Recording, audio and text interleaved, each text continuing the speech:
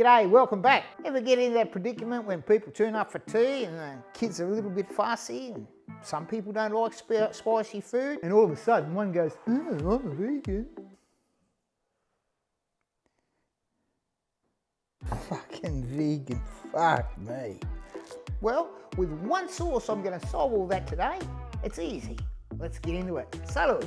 Okay, let's get things cranking. Let's start with a Napoli sauce, that was in my very first YouTube movie. Well, save you find it, I'm going to give you the Reader's Digest version. What you want to do is you fry a chopped up onion, a chopped up stick of celery, and a carrot all chopped up and just fry it in olive oil until the onion goes soft. Then you can add 2 400 gram tins of crushed tomatoes. I'm using cherry tomatoes again, but you can use any sort of tin tomatoes, and then add in 2 large teaspoons of tomato paste, and then get a large bunch of basil and tear it up and mix that in. You can cook this now for a minimum of 15 minutes, but you know, I like to cook it up to about an hour, just keeping your eye on it and giving it a good stir. Now it's time to put on the pasta. Remember, you got to salt the water enough so it tastes like seawater.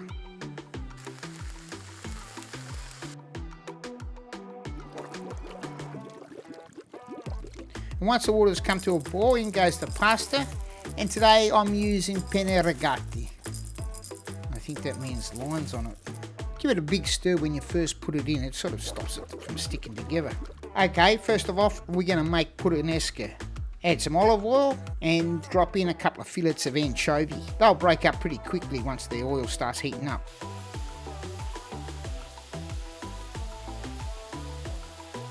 Next, add in the garlic and the chilies, and then the chopped up olives and about a half a cup of capers. I like capers. Next, sprinkle in a teaspoon of dry oregano. That's really important. And then another handful of torn up basil.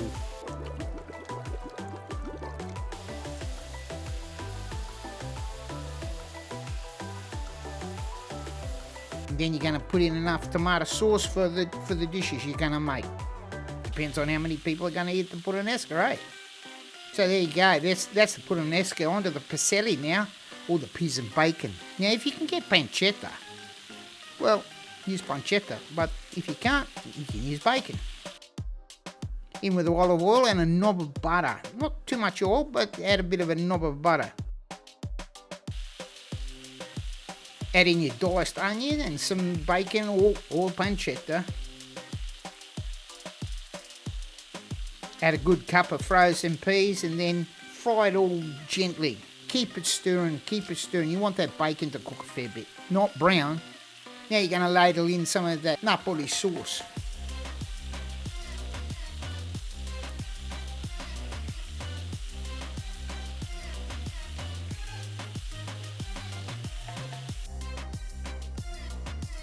And another handful of basil.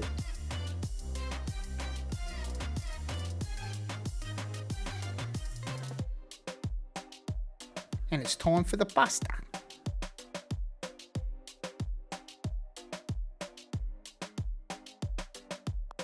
Around about now, I like to stir in a bit of Parmesan cheese. Just add a little bit of Parmesan cheese while you're flipping the pasta.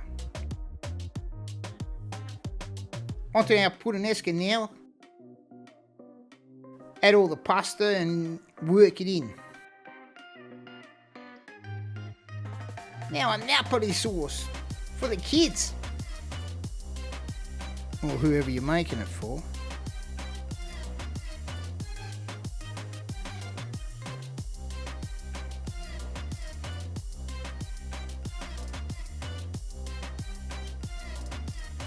So we end up with Napoli, Celery, or peas and bacon, and Puttanesca. And how's that?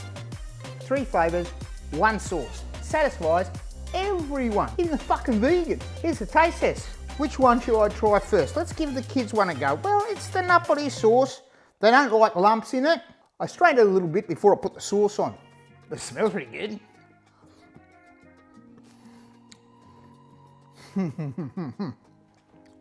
It's a great flavour.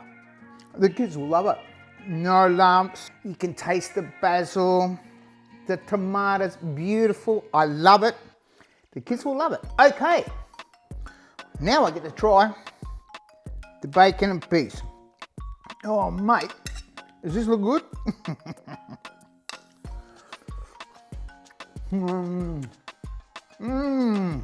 Excellent. No wonder my mother had me first. Oh, mate, slashed it. That's absolutely beautiful. And finally, for the Puttanesca. Want with a bit of little Parmigiano on the top? Give it a go. I'm going to eat them all after I finish this.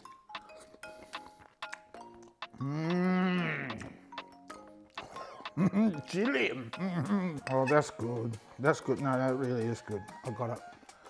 Oh, mate. Look. So how good was that? You got the one that satisfies the kids, and you've got two other flavours. One was spicy with the Puttanesca, and the other one with the bacon and peas. It was so bloody easy. Great to see you again. Give it a like, subscribe, tell your friends. I love you all. Catch you on the next one.